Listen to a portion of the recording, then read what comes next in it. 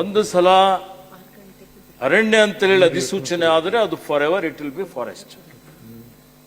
ಬರ್ತಾ ಬರ್ತಾ ಫಾರೆಸ್ಟ್ನವರು ಅದಕ್ಕೆ ಅವರ ಆರ್ಥಿಕ ಸಮಸ್ಯೆ ಇರ್ಬೋದು, ಹೈವೇದಲ್ಲಿ ಅನುದಾನ ಕೊರತೆ ಇರ್ಬೋದು, ಮತ್ತೊಂದು ಇರ್ಬೋದು, ಕೆಲವೊಂದು ಜಮೀನು ಬೇರೆ ಬೇರೆಯವರು ಒತ್ತುವರಿ ಮಾಡಿದ್ದು ಇದೆ.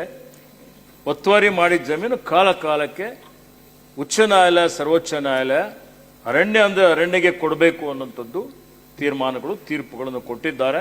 ಇತ್ತೀಚೆಗೆ ಈಗೇನು ಸರ್ವೋಚ್ಚ ನ್ಯಾಯಾಲಯದ ಮುಖ್ಯ ನ್ಯಾಯಮೂರ್ತಿಗಳು ತೀರ್ಪನ್ನು ಕೊಟ್ಟಿದ್ದಾರೆ, ಅತ್ಯಂತ ಬಹಳ ಮಹತ್ವದಾದಂಥ ಒಂದು ತೀರ್ಪನ್ನು ಕೊಟ್ಟಿದ್ದಾರೆ.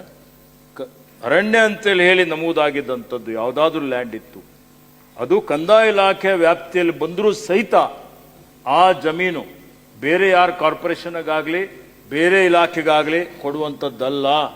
ಅದು ಅರಣ್ಯನೇ ತುಳಿಬೇಕು, ಅರಣ್ಯ ಕ್ಷೀಣಿಸ್ತಾ ಇದೆ, ಪ್ರಕೃತಿ ಪರಿಸರ ಅರಣ್ಯ ಸಂರಕ್ಷಣೆ ಮಾಡಬೇಕು ಅಂತೇಳಿ ತೀರ್ಮಾನ ಕೊಟ್ಟಿದ್ದಾರೆ.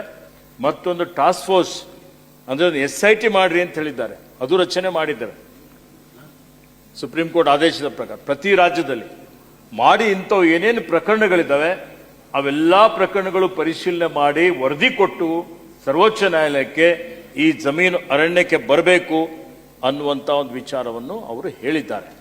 ಹೀಗಾಗಿ ಇದು ನಮ್ಮ ಪ್ರತಿಪಾದನೆ, ಇದು ಮೊದಲಿನಿಂದ ಅರಣ್ಯ ಇದೆ, ಇದು ನಮ್ಮ ವ್ಯಾಪ್ತಿಯಲ್ಲಿ ಎಷ್ಟಿದೆ, ಇವತ್ತು ಇಷ್ಟಿದೆ. ಬಾಕಿ ಅರಣ್ಯ ಮಾನ್ಯ MB ಪಾಟೀಲ್ ಅವರು ಈಗ ನನ್ನ ಗಮನಕ್ಕೆ ಈ ರೀತಿಯಲ್ಲಿ ಹಿಂದೆ ಪ್ರಸ್ತಾವನೆ ಬಂದಿತ್ತು ಅನ್ನುವಂಥ ಮಾತನ್ನು ಹೇಳಿದ್ದಾರೆ. ಇದ್ದಿದ್ದು ಏನಿದೆ ತಮ್ಮ ಎದುರುಗಡೆ ಹೇಳ್ತಾ ಇದ್ದೇನೆ.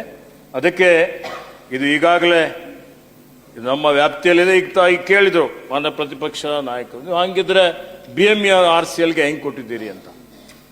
BMRCLಗೆ ನಾವು ಕೊಟ್ಟಿದ್ದು ಅರಣ್ಯ ಜಮೀನು ನಾವು ಗುತ್ತಿಗೆ ಆಧಾರದ ಮೇಲೆ 20 ವರ್ಷ 30 ವರ್ಷ ಕೊಡ್ಲಿಕ್ಕೆ ಅವಕಾಶ ಇದೆ, ರಾಜ್ಯ ಕೇಂದ್ರ ಸರ್ಕಾರದ ಪರವಾನಗಿ ತೆಗೆದುಕೊಂಡು. ನಾವು ಅರಣ್ಯ ಜಮೀನು ಯಾರಾದರೂ ಫಾರ್ ಎಕ್ಸಾಂಪಲ್ ಉದಾಹರಣೆಗೆ ಒಂದು ರಸ್ತೆ ಮಾಡೋದಿದೆ, ಈಗ ಮೈಸೂರು ಎಕ್ಸ್ಪ್ರೆಸ್ ವೇ ಮಾಡಿದ್ದೀವಿ, ಅರಣ್ಯ ಜಮೀನು ಕೊಟ್ಟಿದ್ದೇವೆ. ಈಗ ಆ ಅರಣ್ಯ ಜಮೀನಿಗೆ ಪರ್ಯಾಯವಾಗಿ ರಾಜ್ಯ ಸರ್ಕಾರ ನಮ್ಗೆ ಜಮೀನು ಕೊಡ್ತದೆ. ಬೇರೆ ಯಾವ್ದಾದ್ರು ಇದ್ರೂ ನಮ್ಗೆ ಜಮೀನು ಕೊಡ್ತಾರೆ. ಖಾಸಗಿಯಾಗಿ ಯಾರ ಕಾಂಪನ್ಸೇಟರಿ ಅಫಾರೆಸ್ಟೇಷನ್ ಎಷ್ಟು ಎಕರೆ ನಾವು ಕೊಡ್ತೀವಿ ಅಷ್ಟು ಎಕರೆ ಜಮೀನು ಕೊಟ್ಟು ಅದರಲ್ಲಿ 1 ಹೆಕ್ಟರ್ಗೆ 9 ಲಕ್ಷ ಆಡ್ ಹಣ ಅವ್ರು ನಮ್ಗೆ ಇವತ್ತು ಮರ ಬೆಳೆಸಲಿಕ್ಕೆ ಗಿಡ ಬೆಳೆಸಲಿಕ್ಕೆ ಕೊಡ್ತಾರೆ. NPV ಚಾರ್ಜಸ್ ಅವ್ರು ಕಟ್ತಾರೆ. ಮತ್ತೆ ಅದು ಬಟ್ ಆ ಅರಣ್ಯ ಜಮೀನು ಸಹಿತ ಷರತ್ತುಗಳಿಗೆ ಒಳಪಟ್ಟಿರುತ್ತದೆ. ಮತ್ತೆ ಆ ಜಮೀನು ನಾವೇನ್ ಲೀಸ್ ಕೊಡ್ತೀವಿ, ಲೀಸ್ ಕೊಟ್ಟಂತ ಜಮೀನು ಮತ್ತೆ ಅರಣ್ಯಕ್ಕೆ ವಾಪಸ್ ಬರ್ತದೆ.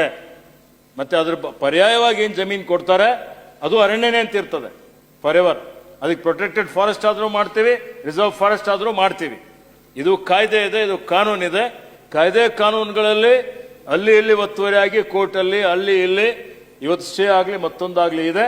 ಅರಣ್ಯ ಇಲಾಖೆ ನಿರಂತರವಾಗಿ ಹೋರಾಟ ಮಾಡ್ತಾ ಇದೆ, ನಿರಂತರವಾಗಿ ಅರಣ್ಯ ಉಳಿಸಲಿಕ್ಕೆ ಪ್ರಯತ್ನ ಮಾಡ್ತಾ ಇದ್ದೇವೆ. ಅದಕ್ಕೆ ಇದ್ರ ಬಗ್ಗೆ ಯಾರು ಗುಮಾನಿ ಪಡುವ ಅವಶ್ಯಕತೆ ಇಲ್ಲ.